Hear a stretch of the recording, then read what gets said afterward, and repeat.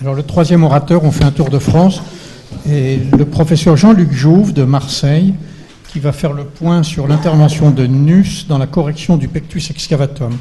Je voudrais rappeler que Jean-Luc Jouve a été l'introducteur de cette méthode en France, qu'il a formé beaucoup d'entre nous, j'étais de ceux-là.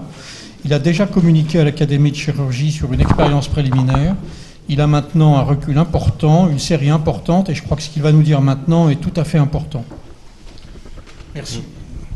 Monsieur le Président, Monsieur le Secrétaire Général, chers collègues et maîtres, c'est effectivement la deuxième fois que j'interviens sur ce thème, qui est un thème qui n'est pas très simple et qui vient aussi au décours d'autres communications, notamment celle de mon collègue Monsieur Wurtz, qu'il a fait récemment. Et je crois qu'il est intéressant de refaire le point sur ce sujet avec une vision d'orthopédiste pédiatre et avec des précisions que n'a peut-être pas justement apporté le promoteur de la méthode et qui font que cette méthode actuellement a encore un certain flou dans ses indications. Alors, les troubles de croissance isolés du thorax, vous les connaissez, le pectus excavatum, celui dont on va parler, le pectus carinatum, le pectus arcuatum. Il faut savoir que ces troubles de croissance ont une demande croissante de prise en charge thérapeutique des déformations thoraciques. Il y a de plus en plus de demandes, surtout chez les adolescents. Rarement sur des arguments médicaux, on pourra y revenir. Plus souvent sur des arguments esthétiques avec une demande qui est très significative. Le problème étant l'intérêt du rapport bénéfice-risque pour chaque technique qui peut être proposée et la question éthique sur ce type de prise en charge. Alors, oui, il y a des patients qui vont avoir des indications médicales, notamment les maladies de Marfan, avec des excavations telles que vous voyez chez cette jeune fille, cette petite fille de 5 ans, dont le papa a déjà été opéré 2 fois de l'aorte et qui, elle, a une sténose de la bronche souche gauche entre le sternum et le corps vertébral. Bien, elle, oui, c'est une indication qui nous est demandée par les pneumologues.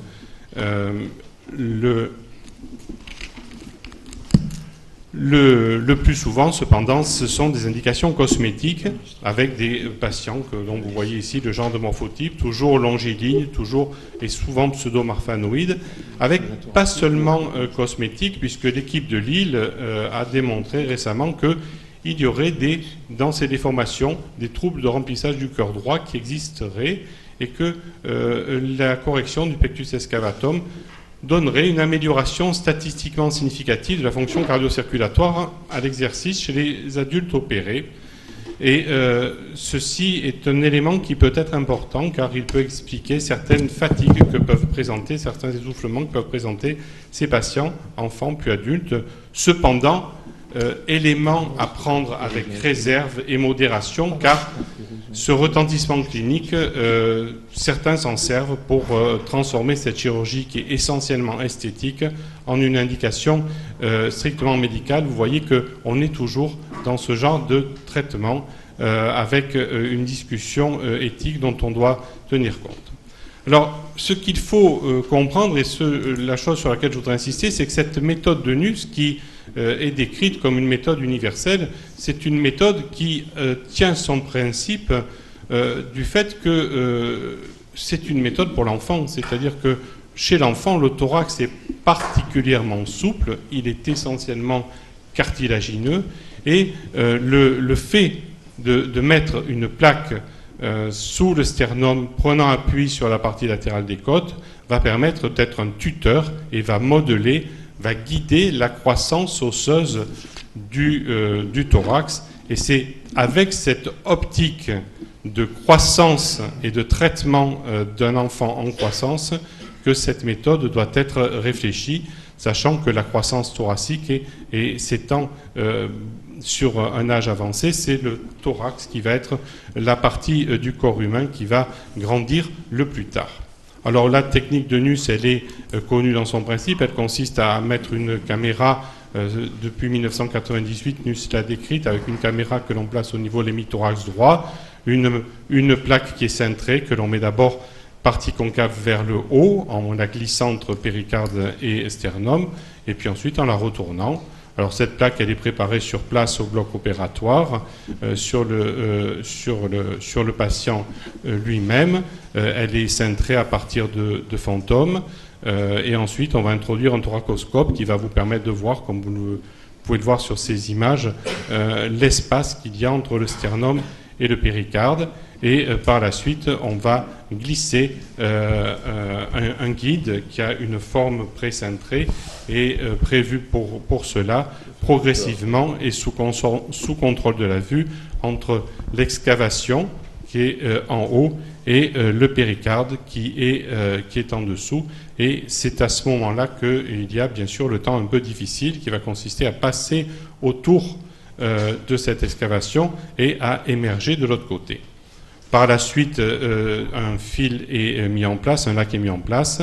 Il va servir de guide à la plaque définitive que vous voyez ici. Et on va mettre cette plaque concave vers le haut. Et le retournement de cette plaque va permettre de corriger la déformation de manière satisfaisante. Si l'on a bien cintré et bien calculé ces taux d'entrée de sortie, tels que vous pouvez le voir sur cet exemple. Alors les résultats, bien sûr, ils sont satisfaisant dans les formes médianes, modérées, comme chez ce garçon qui est une Madine Marfan, comme chez cette jeune fille. Souvent, les jeunes filles sont affectées par ces excavations qui vont donner un strabisme mammaire et avec, vous voyez, une rançon cicatricielle qui est mineure et des corrections qui sont intéressantes. Pareil chez celle-ci. Tout cela, nous le connaissons maintenant assez bien. En revanche, le problème de cette technique, bien sûr, ce sont les complications. Certaines complications peuvent être majeures, cardio-circulatoires, allant jusqu'à des perforations cardiaques ou autres complications vasculaires. Ces complications étant classées en complications précoces, complications tardives. Mon confrère, le professeur Wurtz, l'a décrit récemment ici, dans cette même académie, en étudiant le rapport bénéfice-risque de cette opération. Et dans une méta-analyse, il a décrit et dénombré 28 complications péropératoires, dont 3 décès, 2 séquelles d'ischémie cérébrale. Vous voyez que c'est quelque chose de sérieux, sachant que dans la méta-analyse n'est pas donné le chiffre global de patients qui étaient concernés.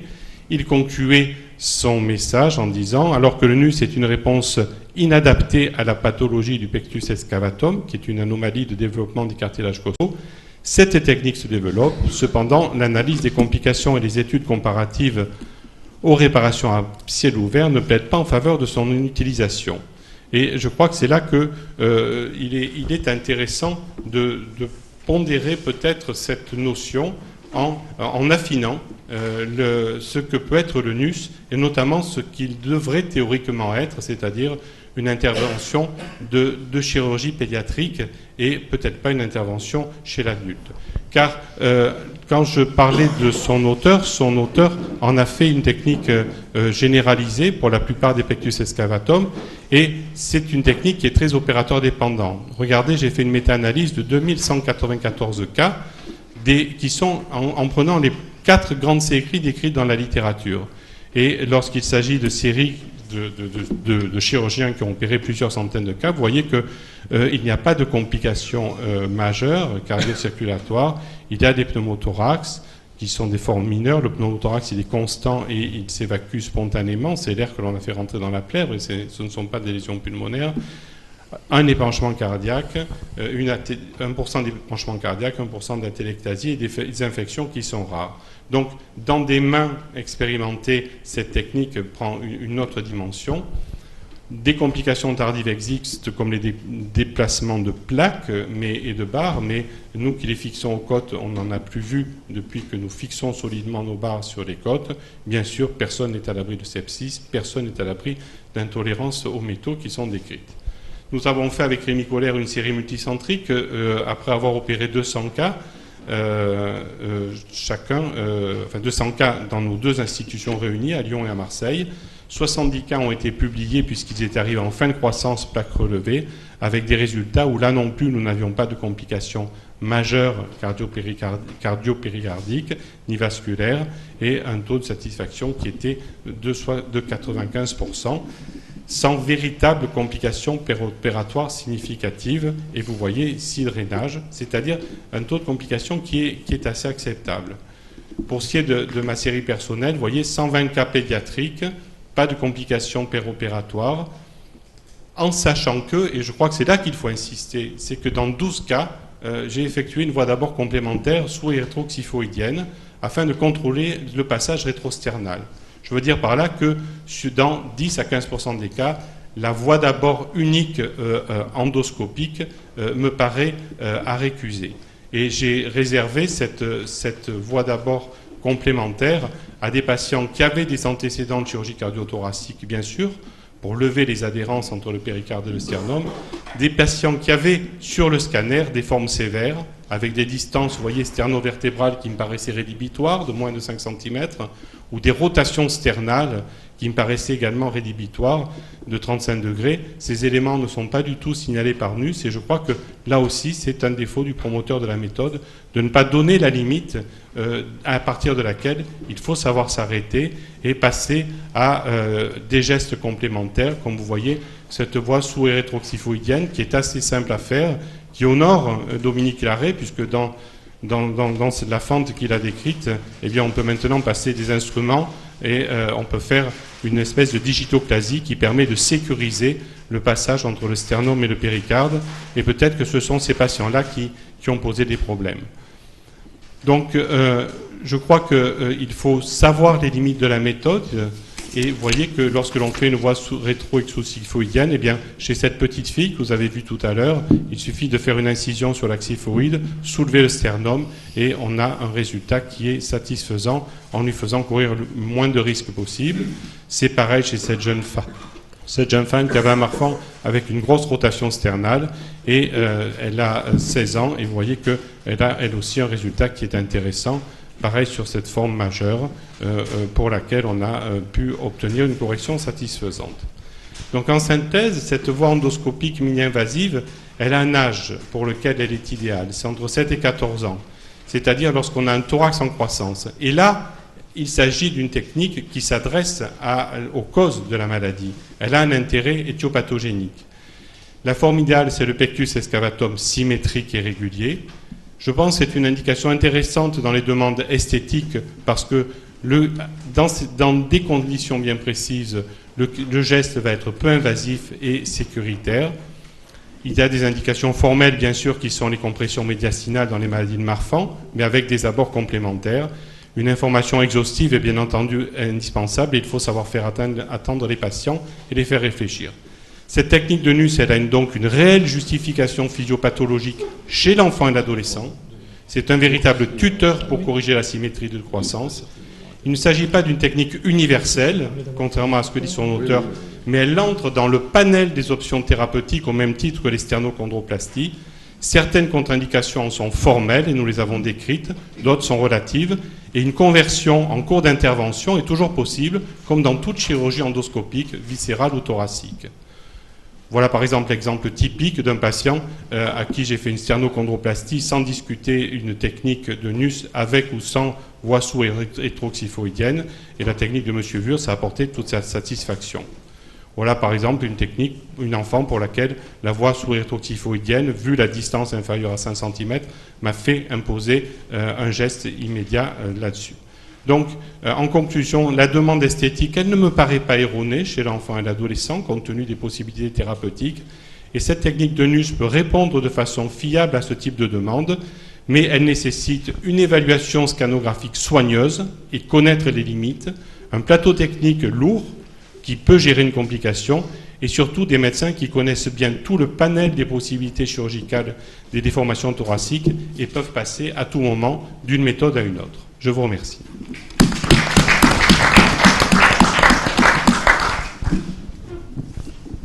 On va demander au professeur Philippe Vicard de Paris de commenter cette intervention.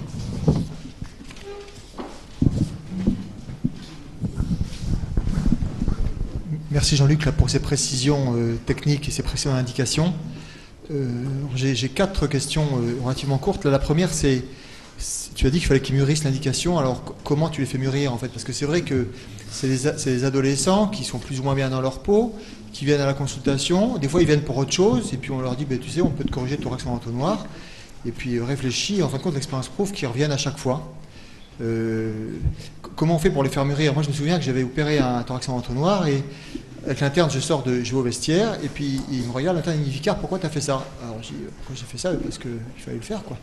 Et ben il me dit, regarde-moi. Et puis il a enlevé son truc de bloc, et il avait un énorme thorax en entonnoir qui était non négligeable. Il me dit, tu vois, j'ai pas de difficulté avec ça. Donc moi je me pose vraiment les questions, parce que est-ce que si on attend un petit peu, ils passeront le cap de l'adolescence et ça ira mieux, ils seront pas opérés? Enfin bref, j'avoue que j'ai pas de réponse, et on montre les enfants en préopératoire aux psychologues, mais c'est une approche extrêmement sommaire, juste pour savoir quel est leur degré de motivation et est-ce qu'ils pourront supporter les suites.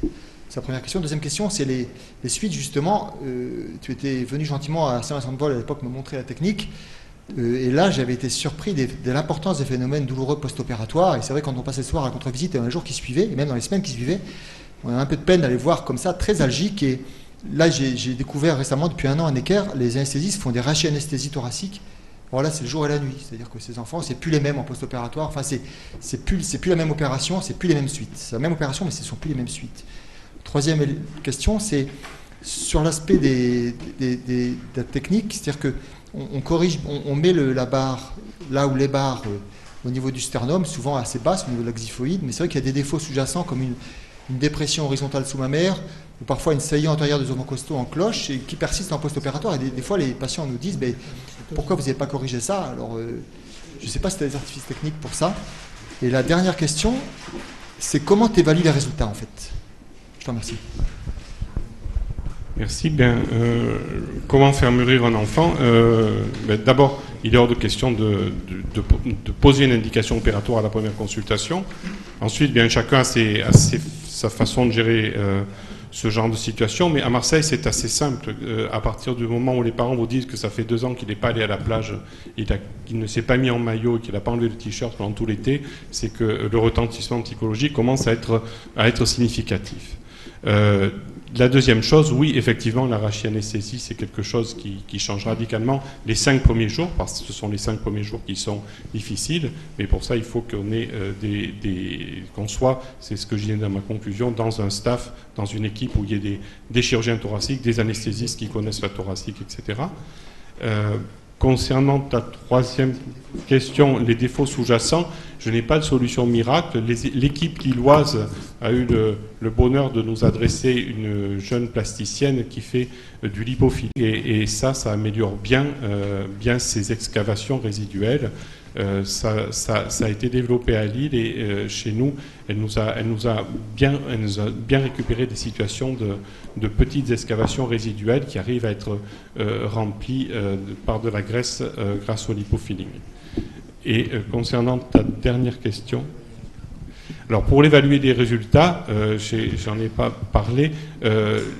Là, c'est l'équipe lyonnaise qui nous a montré la voie, puisque maintenant, bien sûr, on ne peut pas évaluer les résultats par des scanners, parce que c'est terriblement irradiant. Le scanner préopératoire est indiqué, parce que lui, il va permettre vous l'avez vu, de savoir si oui ou non on va faire courir un risque significatif au patient. En post-opératoire, il n'est pas question de faire un scanner uniquement pour évaluer les résultats. En revanche, les lecteurs optiques externes, comme ça a pu être développé initialement à Lyon, puis maintenant par beaucoup d'autres équipes, vont permettre d'avoir une enveloppe corporelle qui est mesurable, quantifiable, et actuellement on a enclenché une étude où on les fait passer avant par ces lecteurs optiques et on les fait passer après pour mesurer ce que l'on a véritablement corrigé au-delà des critères de satisfaction des chirurgiens ou des malades qui nous semblent bien insuffisants.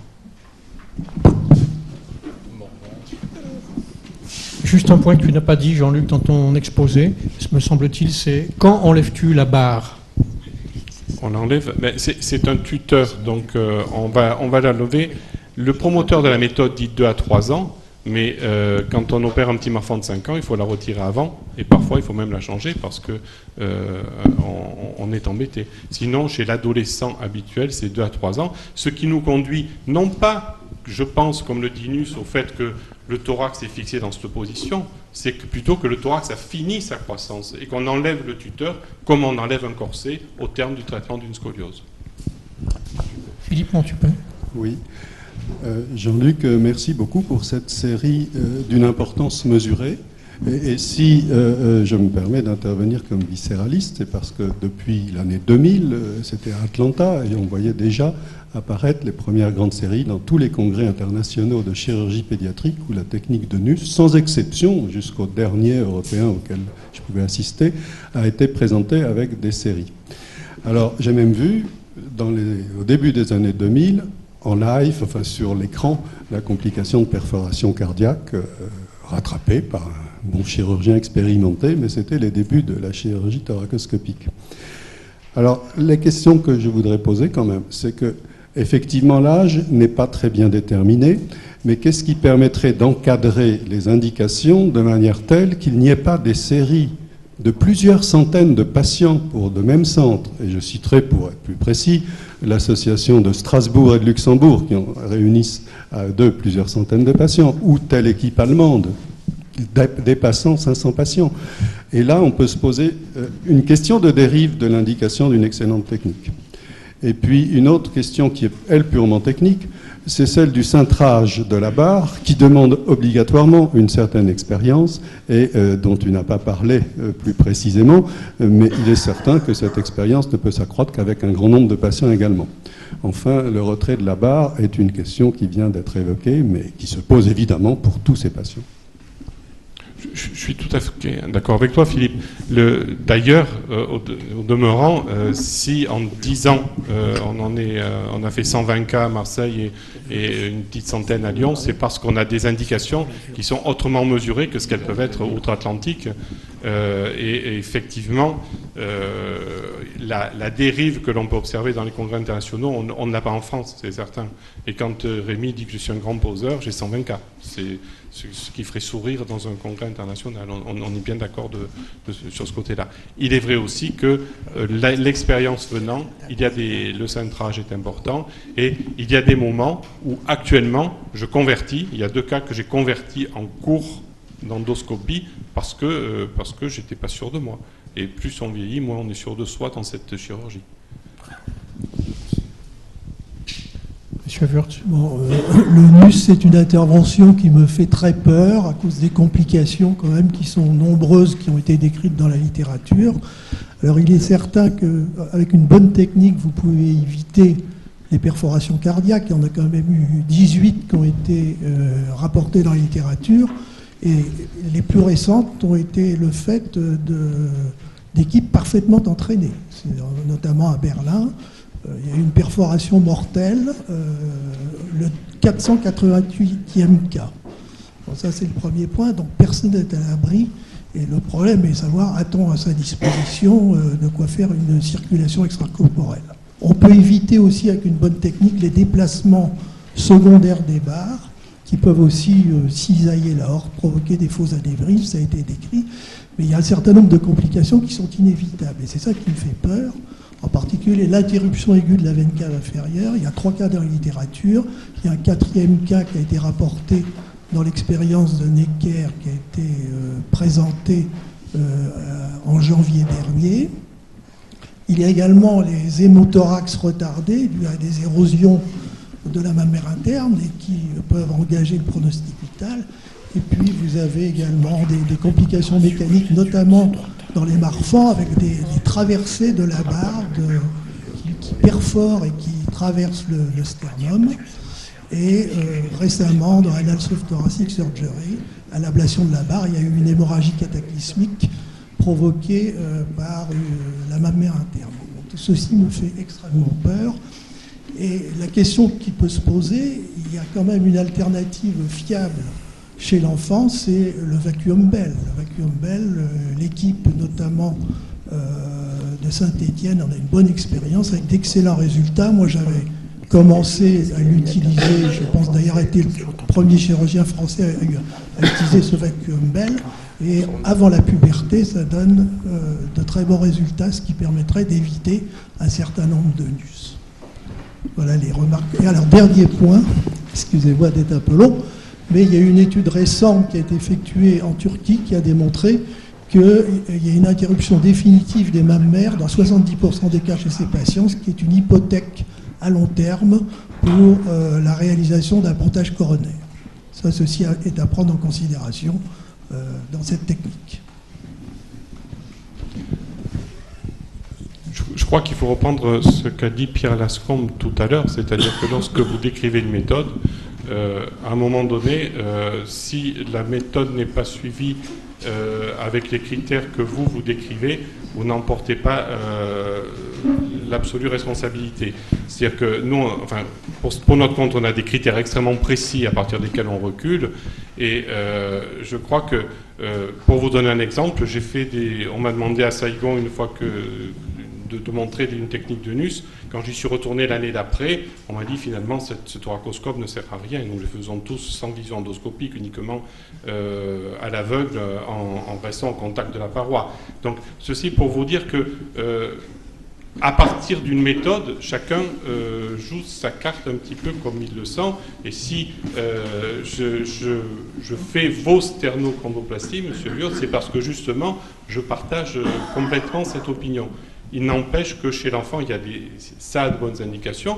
Et il faut quand même préciser que pour ce qui est du vacuum Bell, et j'en prescris, j'en suis et je les explore, il y a quand même de grandes réserves. Il n'y a actuellement aucun papier qui ne précise que le résultat est pérenne au-delà de 2 ans. Donc là aussi, nous en posons tous, surtout chez les petits-enfants, mais nous ne savons pas quel en sera le devenir à long terme. Et on les pose chez des enfants qui sont assez petits, bien prépubères. C'était justement ma question, Jean-Luc. Je voulais savoir quels étaient les résultats au long terme, après 10 ans, 15 ans. Parce que la croissance du thorax, après un travail qu'on avait fait avec Mademoiselle Mounier, qu'on n'a jamais publié, continue environ 2 ans après la fin de la croissance staturale. Au minimum 2 ans. Tout à fait, monsieur. Mais les enfants qu'on opère à 5, 6, 7 ans, c'est des marfans. Toujours. Oui, c'est on des est marfans d'accord. qu'on nous impose. On est d'accord, ça c'est une indication. Et eux, ils ont des mauvais résultats esthétiques. Voilà. Parce qu'on leur décomprime leur bronche souche, tout va bien. Après, ils évoluent généralement vers un thorax en carène par la suite. Voilà, ça revient. Mais la croissance thoracique peut continuer parce qu'on n'a pas touché au cartilage. Et on a un résultat à la fin qui n'est pas très joli, qui n'est pas bon. On est bien d'accord. Bien sûr, voilà. D'accord.